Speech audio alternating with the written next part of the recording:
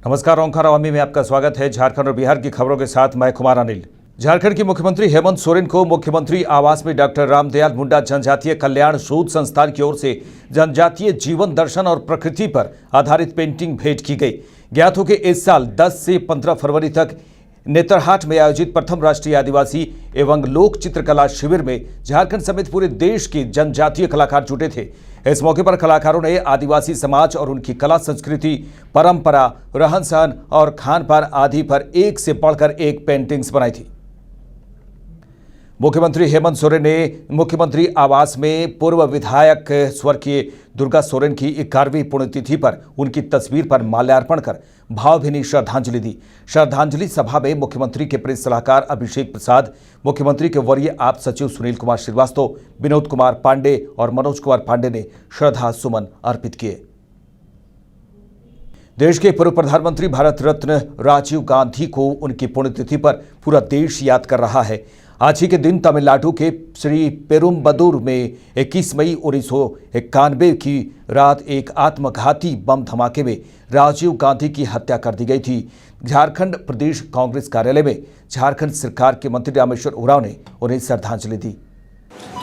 तभी उन्होंने कहा था कि दिल्ली से 100 पैसे चलते हैं लेकिन गरीबों को नहीं मिल पाते हो, तो कहीं न कहीं उनके मानस पटल में ये बात रही होगी कि ऐसी व्यवस्था बनाई जाए जिससे गरीबों को पूरा का पूरा पैसा मिल सके।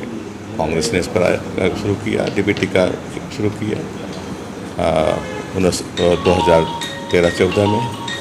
आज एक सशक्त साधन बन गया है गरीबों को सही ढंग से पैसा पहुंचाने का, डीबीटी। तो ये सोच उनकी रही है और देश को आगे बढ़ाने का काम उन्होंने किया। झारखंड राजद प्रदेश उपाध्यक्ष सदाकत हुसैन ने कहा है कि देश में अचानक लॉकडाउन लगा देने के कारण लोगों को काफी परेशानी हुई है। इस कारण मजदूर वर्ग काफी परेशान हुए। झारखंड के सभी राज्यों के लिए मजदूरों की समस्याओं से अवगत होने को लेकर नोडल पदाधिकारियों की नियुक्ति की गई है। झारखंड के जो मुखिया हेमंत सोरेन जी हैं, वो बहुत अच्छे तरीके से लोगों की परेशानियों को समझ रहे हैं और मजदूर हित में काम कर रहे हैं। मजदूरों की सबसे पहले तो देश में जब से अचानक से एक बैग जो लॉकडाउन हुआ तो झारखंड के जो हमारे मजदूर थे जहाँ के तहाँ सब लोग फंस गए हैं, रुक गए हैं। तो वैसी स्थिति में सरकार हमारी है, हमारी सरकार इसको गंभीरता से लेते हुए सभी राज्यों के लिए सभी ये नोडल पदाधिकारी का नियुक्ति किया गया यहाँ सरकार के द्वारा। और यहाँ हमारे महागठबंधन के जो मुखिया हैं हेमंत सोरेन जी, वो बहुत बेहतरीन तरीके से, बहुत माने सूझबूझ तरीके से हर ई पर नज़र रखे हुए हैं, चाहे मजदूरों की समस्या हो या और कभी हो। और रही बात मजदूर का जो समस्या है, हमारे मंत्री सत्यानंद भोक्ता भी इस पर गंभीर हैं। और जहां तक मैं समझता हूं मजदूरों को जितना हो सकता है यथासंभव, देखिए कि स्पेशल जो ऐतिहासिक जो ट्रेन चला, देश में पहला ट्रेन मजदूरों के लिए ही चलाया गया और वो हमारे मंत्री और हमारे मुख्यमंत्री के प्रयास से ही सफल हो पाया और मजदूरों को लाया गया। अभी भी जहाँ भी अब मुख्यमंत्री का कहना है या सर मंत्री का कहना है, जो भी लेबर यहाँ पर ये झारखंड में जो है हमारे, जहाँ अगर कहीं फंसे हुए वे तुरंत कॉन्टेक्ट करें और यहाँ उन लोग को सुरक्षित अपने अपने गंतव्य या अपने अपने घर को पहुँचाया जाएगा। पाकुड़ में दूसरे राज्य और जिलों से प्रवासी मजदूरों का पैदल आना अब भी जारी है। शासन प्रशासन भले ही मजदूरों को वाहनों से मजदूरों को उनके गंतव्य तक पहुंचाने का दावा करती रही हो, परंतु दिन और रात हर दिन अपने बच्चों के साथ, अपने परिवार के साथ सिर पर सामान से भरे बैग को लेकर मजदूर घर अपने पैदल ही जाने को मजबूर हैं। घर पहुंचने की लालसा लिए ये प्रवासी मजदूर सैकड़ों किलोमीटर की दूरी पैदल तय कर रहे हैं। इसी तरह का नज़ारा लगातार पाकुड़ में दिख रहा है। लॉकडाउन के दौरान मुख्यमंत्री हेमंत सोरेन ने प्रवासी मजदूरों को वाहन मुहैया कराने के साथ उनके गंतव्य तक पहुंचाने का निर्देश राज्य के सभी जिलों के डीसी को दिया गया है। बावजूद पैदल मजदूरों का एक स्थान से दूसरे स्थान पर आना जाना जारी है। पोटका के हेंसडा पंचायत के हेंसडा में लक्ष्मण कर्मकार का घर अम्फान तूफान से पूरी तरह से तबाह हो चुका है। रहने को घर नहीं है। इसी जर्जर घर में अपनी पत्नी और 4 बच्चे के साथ लक्ष्मण कर्मकार का परिवार रहने को विवश है। दूसरा घर नहीं होने के से इनका परिवार काफ़ी चिंतित है। बारिश से चावल भीग चुका है। लक्ष्मण कर्मकार अपनी पत्नी और 4 बच्चे के साथ इसी घर में रहता है। हवा जे आसिलो आमार सकल घर दुआर तो उड़ाइली गेल, एकदम भांगी भुंगा गेल। যা ছিল ঘরে অসুবিধা আমার একদম ঘুমাতেও পারলি নাই, কোনো নাই, বসে করে রহা হইল। আজকে প্রধানকে দেখা হয়েছিল সকালেই, ওই আসি করি আমাকে রিপোর্ট দিল এখন চালও নাই ঘরে, যে দোকানে দাঁড়িয়েও নাই, যে কোটায় যে মিলিছিল আমাকে 40 কিলো চাল এবারে 10 কিলো করে একক লোকের দিয়েছিল। আর আমার 4 লোকের এখন রেশন কার্ডের নাম নাই, কোনো নাই। আমি তো गरीब মানুষ, কোনো করতে পারছি নাই। कल तो आधी तूफान आया था। आधी तूफान में लक्ष्मण का कर्मकार का एक घर है, तो आधी तूफान में आज सुबह देख के आए, बुलाने गया था कि पूरा धंस गया है, पूरा दीवार भी क्रैक हो गया है। ये लोग 6 आदमी सुबह एक कोना में रह गया है, रात भर जग के। सुबह हमको बुलाने गया तो हम आप लोग को व्यवस्था करने के लिए कुछ दिखा के बोले। अब बिहार की खबरों पर नजर डालते हैं। कृषि मंत्री प्रेम कुमार ने कहा कि सरकार कोरोना वायरस के संक्रमण काल के दौरान खरीफ फसलों के लिए पूरी तरह से तैयार है। सरकार ने किसानों की सहायता के लिए बीज की ऑनलाइन डिलीवरी की सुविधा देने का फैसला किया है, जिसके तहत किसानों को ऑनलाइन आवेदन करना होगा। कृषि मंत्री प्रेम कुमार ने बताया कि सरकार इस कोरोना काल में कृषि को बढ़ावा देने के लिए और किसानों की सहायता के लिए प्रतिबद्ध है। धान की खेती की तैयारी है, 4.5 लाख हेक्टेयर में मक्का की खेती की तैयारी है और 1 लाख हेक्टेयर में दलहनी फसलों का है और 50,000 हेक्टेयर में दलहनी फसलों का है। अब राज्य के किसान भाइयों से ऑनलाइन आवेदन शुरू कर दिया है और अभी तक 3.5 लाख के आसपास किसानों का ऑनलाइन आवेदन बीज के लिए आ चुका है। पहली बार बिहार में हम होम डिलीवरी के माध्यम से भी ऑप्शन दिया है किसान भाइयों को। 58,000 किसानों ने होम डिलीवरी के लिए आवेदन दिया है। पहली बार बिहार का जिलों में किसानों को मांग के अनुरूप बिहार राज्य के द्वारा उनको बीजों की आपूर्ति होम डिलीवरी का आवेदन कराई जाएगी। खाद का प्रबंध कर लिया गया है, दवा का प्रबंध कर लिया गया है। लगातार हम समीक्षा कर रहे करते हैं और आशा करते हैं कि समय पर राज्य के जो हमारे अन्नदाता किसान भाई बहन हैं उनके परिश्रम और मेहनत से और सरकार के द्वारा जो बीज आपूर्ति कराई जाती है।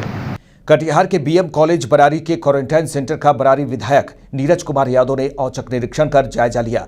वहीं प्रवासी मजदूरों ने अपनी समस्या से विधायक को अवगत कराया। प्रवासी मजदूरों ने विधायक से अनुरोध किया कि भोजन की गुणवत्ता बेहतर किया जाए। इसके बाद विधायक ने मौके पर संबंधित अंचल पदाधिकारी अमरेंद्र कुमार को अविलंब समस्या के समाधान का निर्देश दिया। विधायक नीरज कुमार ने कहा कि क्वारंटाइन सेंटर में रह रहे प्रवासी मजदूरों का किसी प्रकार की असुविधा न हो, इसके लिए स्थानीय प्रशासन सजग रहे। उन्होंने स्पष्ट कहा कि सरकार द्वारा जो सुविधाएं उपलब्ध कराई जा रही हैं वह प्रवासी मजदूरों को दिया जाए।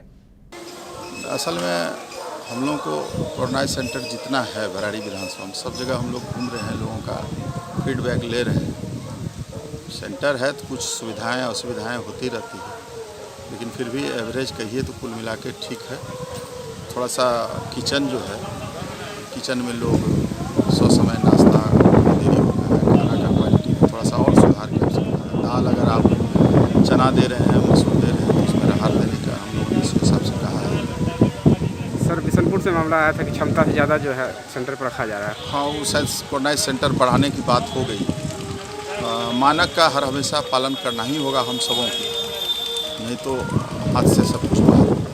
अब बात करें बाढ़ की। बाढ़ जिला के पंडारक थाना क्षेत्र के लेमुआबाद गांव निवासी 13 वर्षीय बच्चे रोशन कुमार का शव एनटीपीसी पाइपलाइन के दक्षिण के एक गड्ढे से मिलते ही गांव में कोहराम मच गया। बताया जा रहा है कि मृतक किशोर गायब होने की आशंका से परिजनों द्वारा उसकी खोजबीन की जा रही थी। जब स्थानीय किसान खेत पहुंचे तो पानी भरे गड्ढे में किशोर की शव तैरता देखा तो पुलिस को सूचना दी। पंडारक पुलिस पूरे मामले को लेकर पड़ताल में जुट गई है। तो सर शाम को 6 बजे के बाद बच्चा गायब मिला। तो गांव में परिवार में खोजे, रात को नहीं मिला। सुबह किसान गया, खेत देखने गया तो खड्डे में लाश पड़ा मिला। ये तो क्या लगता है आपको? बेचारा भतीजा है। लगता है क्या, मतलब कैसे कुछ डूब के मरा है या नहीं, अनुमान तो पूरा 100% है कि फांसी लगा के मार दिया गया सर। किसी से दुश्मनी था क्या?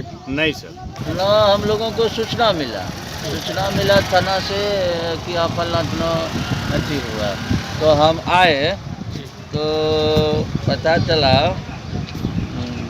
बता रहा घटना स्थल है एनटीपीसी पाइपलाइन के सामने दक्षिण दरगाह टाल में। कैसे मौत कैसे वह पानी में मिला लाश। हाँ।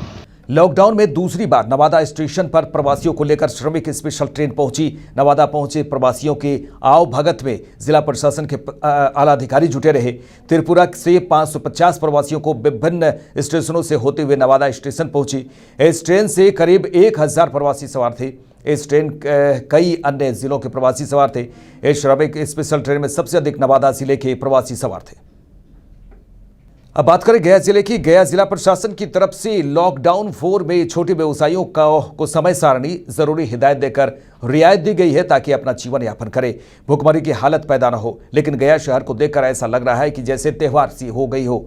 उसी तरह से लोग खरीदारी के लिए सड़क पर आ गए हैं और लॉकडाउन का पालन नहीं करते दिख रहे हैं। इस जाम से निजात दिलाने के लिए प्रशासन पूरी तरह से नाकाम साबित हो रहा है। रोहतास जिला के कोचस प्रखंड के कपासिया हाई स्कूल में क्वारंटाइन किए गए 20 मजदूरों ने विद्यालय परिसर में तोड़फोड़ करने के बाद विद्यालय से निकलकर अपने घर चले गए। ये प्रवासी मजदूर देश के अलग अलग राज्यों से पैदल और विभिन्न साधनों से गांव में पहुंचे, जहां इन सभी को स्कूल में क्वारंटाइन किया गया था। इन लोगों का आरोप है कि विद्यालय में रहने की कोई व्यवस्था नहीं है, भोजन से लेकर किसी भी तरह की कोई व्यवस्था नहीं है। पिछले कई दिनों से वे लोग अपने घर से खाना मंगवाकर खा रहे थे। आप तस्वीरों में साफ देख सकते हैं कि किस प्रकार प्रवासी श्रमिक स्कूल के बेंच डेस्क को नुकसान पहुंचा रहे हैं। अब बात करें बक्सर की। यह मामला बक्सर जिले के केसठ का है, जहां एक क्वारंटाइन सेंटर का निरीक्षण करने के लिए बक्सर जिला के केसठ प्रखंड विकास पदाधिकारी प्रभात रंजन जब गए तो लोगों ने अपनी परेशानी अधिकारी महोदय से रूबरू कराया। लेकिन वीडियो ने मीडिया को बुलाने की बात सुनी तो वीडियो को गुस्सा बेकाबू हो गया और उन्होंने मीडिया का हाथ पैर तोड़ देने की बात कही। हालांकि बाद में वीडियो बनाकर उन्होंने मीडिया से माफी भी मांगी। आज उच्च विद्यालय केसठ में क्वारंटाइन सेंटर देखने के लिए उनके क्वारंटाइन सेंटर में आवासित व्यक्तियों की सुविधा मुहैया कराने के लिए जांच करने गया। वहां जाने के बाद जानकारी मिली कि जनरेटर बंद है। तो हमने पता किया तो जनरेटर चालक 1-1.5 घंटा के लिए कहीं चला गया था। हमने उससे बुलवाया और जनरेटर चालू करवाया। कुछ लोगों का चावल पर सवाल था, चावल ख़राब है। हमने चावल भी मंगवा कर देखा, लोगों ने कहा कि नहीं चावल अच्छा है और इस कारण से चावल भी लोगों के द्वारा अच्छा माना कहा गया। लेकिन कुछ वहाँ केसठ थे स्कूल में, उच्च विद्यालय केसठ में 3 व्यक्ति जो केसठ के हैं, 3 लड़के, उनके द्वारा मुझे अपशब्द बोला गया और तुम ताम भी किया गया। इस कारण से मैं काफ़ी नर्वस हो गया और उन लोगों को समझाते बुझाते रहे, फिर भी वो उन लोग नहीं मान रहे थे, हल्ला हंगामा किए जा रहे थे। और इसी बीच मैं नर्वस होने के कारण मीडिया बंधु के संबंध में कुछ गलत बोल गया। इसके लिए मुझे क्षमा प्रार्थी हूँ। हमारी कभी भी ऐसी मंशा नहीं थी और न रहेगी कि किसी भी मीडिया बंधु के बारे में कोई तरह का गलत बोलने का इरादा कुछ भी नहीं था। सुपौल में कोरोना आपदा को लेकर बनाए गए क्वारंटाइन सेंटर अब नशेड़ी का अड्डा बनता जा रहा है। सुपौल के बसबिट्टी क्वारंटाइन सेंटर से 9 लीटर ताड़ी बरामद किया गया। प्रतिनियुक्त शिक्षक ने बताया कि क्वारंटाइन सेंटर में रह रहे प्रवासी मजदूर सभी लोकल हैं। इसकी वजह से उनके परिजन उन्हें शराब, गांजा और ताड़ी जैसे मादक पदार्थ मुहैया करा रहे हैं। स्थानीय लोगों का भी आरोप है कि प्रवासियों के द्वारा लगातार लापरवाही बरती जा रही है, तो दूसरी ओर नशे में उपद्रव भी मचाने की बात सामने आ रही है। हम चौक पर आए तो मालूम हुआ कि ताड़ी जो है वीरेंद्र मुखिया के बैग में से निकला है 9 लीटर ताड़ी। वो ग्रामीण ही है? हाँ, बसबिट्टी का ही है। हाँ, बसबिट्टी का है। उसका जो आज सुबह में एबे किया है वो अनाधिकार रूप से है क्वारंटाइन सेंटर में। में भी शिकायत यहाँ पर कुछ आदमी ऐसा है कि वो किसी भी माध्यम से दिन हो कि रात हो हमेशा दारू भी मंगवा लेता है, ताड़ी भी मंगवा लेता है। हम लोग परेशान हैं, 3-4 दिन से हम लोग परेशान हैं। कुछ हमारे ग्रामीण जो लोकल हैं वही ये बात करवा रहे हैं, कर रहे हैं। तो दोनों की मिली भगत से ये हो रहा है। अभी भी 9 लीटर ताड़ी पकड़ाए हो, जाके चेक कर लीजिए, वहाँ पर रखा हुआ है। अब बात करें बेतिया की। एक तरफ पूरा देश कोरोना जैसी महामारी से लड़ रहा है तो दूसरी तरफ बेतिया जिला के मछुरिया प्रखंड के माधोपुर पैक्स के द्वारा उपभोक्ताओं के जमा पैसे नहीं मिलने से उपभोक्ताओं में रोष दिख रहा है। उपभोक्ताओं का कहना है कि पिछले कई महीनों से माधोपुर पैक्स बैंक के द्वारा हम लोगों को करोड़ों रुपया जमा किया हुआ था, लेकिन हर दिन पैसे के लिए टाल मटोल किया जाता है। नया घर जीत के आए हैं और जो जमा करता है उनका पैसा नहीं मिल रहा है फिलहाल अभी। जो बैंकिंग है वो फिलहाल ये पड़ा हुआ ठप पड़ा हुआ है और ये लोग जो पैसा डिमांड करने आया है जो उनका जेन्युइन अधिकार है, जो जमा किया पैसा तो पैसा मिलना चाहिए। उसी के तहत हम जांच करने आए हैं क्या प्रॉब्लम क्या एक्चुअल कहाँ पैसा फंसा है, क्यों नहीं मिल रहा है, क्या दिक्कत है, कब तक मिलेगा। और ये प्रयास है कि जितना भी पैसा जमा हो एक एक पैसा का रिकवरी हो। जैसे में हम चुनाव जीते, चुनाव जीतने के बाद में हमको बताया गया कि भाई ऑडिट हो रहा है, ऑडिट हो रहा है। ऑडिट होते होते यहाँ पे 3 महीना लग गया। लोगों में पैसा की आवश्यकता थी, लोग बेचैन थे, हमसे पूछते थे तो हमने बोला कि भाई ऑडिट हो रहा है, ऑडिट हो जाएगा, हमको हिसाब किताब मिल जाएगा। हिसाब किताब मिलेगा, किसका कितना रुपया है, किसके यहाँ कितना रुपया है, देखने के बाद में हम सबका रुपया देंगे, जैसे होगा वैसे हम रुपया देंगे।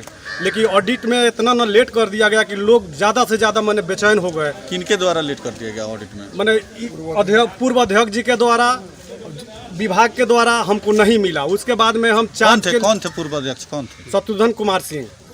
और जब भी हम लोग पूछते थे, जनता भी हमको पकड़ के उनके दरवाजे पर ले गई तो बोल रहे थे कि ना ऑडिट हो रहा है, ऑडिट हो रहा है। ऑडिट होते होते 3.5 महीना दिन समय बीत गया। उसके बाद में हम विभाग को भी चिट्ठी दिए, यहाँ के प्रबंधक को बोले कि भाई आप पैक्स खोलिए, पैक्स खोल के सबका पैसा दीजिए, लेन देन कीजिए। जब ऑडिट हो जाएगा हमको हिसाब किताब देंगे, डेट तारीख अलग रहेगा, मेरा हिसाब किताब अलग रहेगा, आपका अलग रहेगा। प्रबंधक भी आज तक नहीं आए हुए हैं। कटिहार जिले के अहमदाबाद प्रखंड में भी लगातार प्रवासी मजदूरों का आगमन जारी है। पैदल यात्रा करके मजदूर पहुंच रहे हैं तो कई ट्रक से प्रशासन के द्वारा प्रवासी मजदूरों को क्वारंटाइन सेंटर में लाया जा रहा है। बहुत सारे ऐसे भी लोग आए हैं जिनका किसी भी प्रकार का न कोई जांच हो पाया है, न ही उसे क्वारंटाइन किया गया है। ऐसे में महामारी का खतरा बना हुआ है। इधर अहमदाबाद प्रखंड में 2 कोरोना पॉजिटिव पाए जाने से प्रखंड के सभी पंचायतों में भय का माहौल बना हुआ है। अब ऐसे में सवाल उठता है कि कहीं न कहीं प्रशासन की लापरवाही साफ तौर पर देखी जा रही है। हम लोग सर गुड़गांव से आए हुए हैं और यहाँ से हमारा बहुत तरह कष्ट सारा कुछ झेल कर रहे हैं। उसके बाद में जब कुर्सेला आपको क्या बोलता है, अरे गोपालगंज से हम लोग आए उतना कष्ट झेल करके। उसके बाद फिर कुर्सेला भेजा गया, कटिहार बोल कर कुर्सेला भेजा गया। कुर्सेला से फिर बोलता है कि अपना अपना प्रखंड जाओ और वहीं जांच होगा। तो अपना प्रखंड आए तो प्रखंड वाला अब यहाँ से क्या बोल रहा है कि जाके वहीं हेमकुंज जाओ। ये क्यों कोई तरीका हुआ, ये कोई क्या पर्ची कुछ नहीं दिया, बोलता है ऐसे बोलता मुखौटे वहाँ यूनिट खाली। हम लोग पर्ची भी मांग रहे तो पर्ची भी नहीं दिया है, जांच भी नहीं किया ना, कुछ भी चेक भी नहीं किया है। जबकि हम लोग प्रखंड यहाँ है, हम लोग निवासी यहाँ है, तो फिर वहाँ किस लिए भेजा जाता है? हमारा पंचायत हुआ 1 नंबर वार्ड बढ़िया, वहाँ भेजिए, हम दूसरे पंचायत क्यों जाए? अब बात करें मुंगेर की। लॉकडाउन में विनायक सैमसंग सर्विस सेंटर में चोरी की घटना सामने आई है। चोरों ने मुख्य गेट का ताला काटकर लाखों रुपए के मोबाइल पार्ट्स और पैसे की चोरी कर ली। सर्विस सेंटर के मालिक को सूचना मिलने के बाद कोतवाली थाना पुलिस पहुंची, फिर पूरे मामले की जांच में जुट गई। वहीं दुकानदार ने कहा कि 30 से 40 लाख रुपए का नुकसान हुआ है। हमको जानकारी मिली कि मेरी दुकान में चोरी हो गई है, तो मैं मेरा भाई सर्विस सेंटर पहुंचे तो हमने प्रशासन को सूचित किया। प्रशासन आया, प्रशासन के साथ पूरी बिल्डिंग में हम अंदर घुसने के बाद हमने देखा कि हमारा गेट का ताला कटा हुआ है और सामान अंदर जैसे जाते गए देखते गए तो पता चलते गया कि जितने मोबाइल हमारे पास थे जो कस्टमर के बने थे, इन वारंटी के थे या आउट ऑफ वारंटी के थे, वो सारे मोबाइल या बने हुए, बिना बने हुए, जिनका ऑर्डर लगाया हुआ था वो सब, या जो पहले से बन के रखे हुए थे वो सब भी, किसी भी प्रकार का कोई भी मोबाइल कंपनी जो हम लोगों को लोनर हैंडसेट देती है कस्टमर के ख़राब होने पे उनको यूज़ करने के देने के लिए, वो सारा सामान और हर कुछ जो मेरे पास स्पेयर पार्ट मौजूद था स्टॉक के रूप में जो कि हम लोगों के पास रहता है वो भी, और जो पुराना मोबाइल मेरे पास रखा हुआ था जो कस्टमर नहीं ले गए थे वो भी, सारा का सारा एक भी हैंडसेट किसी भी प्रकार का हमारे पास नहीं बचा है। सब का सब जो व्यक्ति अंदर सर्विस सेंटर में घुसे वो ले गए। मेरे साथ इस बुलेटिन में इतना ही। मुझे दीजिए इजाजत। देखते रहिए ओंकार आवामी। नमस्कार।